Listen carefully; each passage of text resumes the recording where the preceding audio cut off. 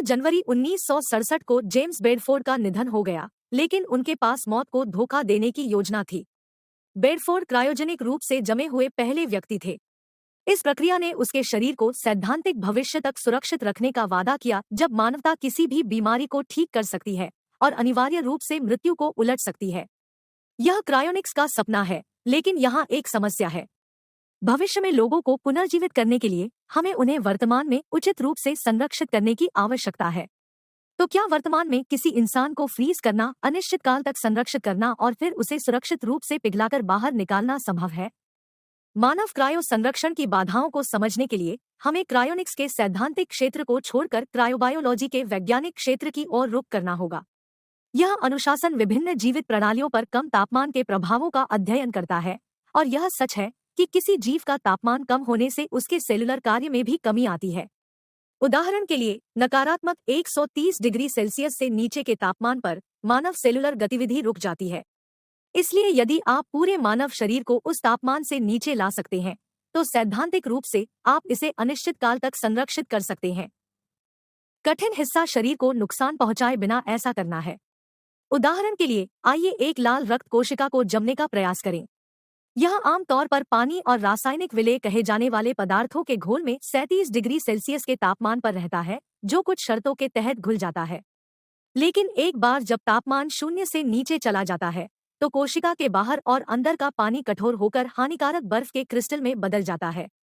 पानी की सही सांद्रता के बिना रासायनिक विलेय घुलने में असमर्थ होते हैं, और जैसे जैसे पानी जमता है, वे तेजी से एक विनाशकारी उत्पादक प्रक्रिया में केंद्रित हो जाते हैं, जिसे ऑस्मोटिक शॉक के रूप में जाना जाता है। बिना किसी हस्तक्षेप के ये कारक हमारी लाल रक्त कोशिका को नकारात्मक 130 डिग्री तक पहुंचने से पहले ही नष्ट करने की गारंटी देते हैं। सभी कोशिकाएं इतनी नाजुक नहीं होती हैं, और कई जानवर चरम स्थितियों में जीवित रहने के लिए विकसित हुए हैं। कुछ ठंड सहनशील मछलियां शून्य से नीचे के तापमान पर बर्फ के निर्माण को रोकने के लिए एंटीफ्रीज प्रोटीन का संश्लेषण करती हैं, और फ्रीज सहनशील मेंढक जीवित रहने के लिए सुरक्षात्मक एजेंटों का उपयोग करते हैं जब उनके शरीर का 70% पानी बर्फ के रूप में फंस जाता है। यह संभावना नहीं है कि किसी एक प्राणी के पास मानव क्रायो संरक्षण का रहस्य हो, लेकिन इन अनुकूलन पर शोध करके वैज्ञानिकों ने उल्लेखनीय संरक्षण प्रौद्योगिकियां विकसित की हैं, जिनमें से कुछ पहले से ही चिकित्सा में तैनात है। हालांकि बर्फ की समस्या को बेहतर ढंग से प्रबंधित करने के लिए शोधकर्ता अभी भी क्रायो संरक्षण तकनीक में सुधार करने की कोशिश कर रहे हैं। कई क्रायो जीव विज्ञानी विट्रिफिकेशन नामक दृष्टिकोण से इस समस्या को हल करने का प्रयास कर रहे हैं। यह तकनीक बर्फ को बनने से रोकने के लिए क्रायो प्रोटेक्टेंट एजेंट नामक रसायनों का उपयोग करती है। इनमें से कुछ को प्रकृति के यौगिकों से अनुकूलित किया गया है, जबकि अन्य को क्रायो जीव विज्ञान के मार्गदर्शक सिद्धांतों का लाभ उठाने के लिए डिजाइन किया गया है। लेकिन व्यवहार में ये रसायन शोधकर्ताओं को जीवित प्रणालियों को कम आणविक गतिविधि और बिना किसी हानिकारक बर्फ के कांच जैसी अवस्था में संग्रहित करने की अनुमति देते हैं।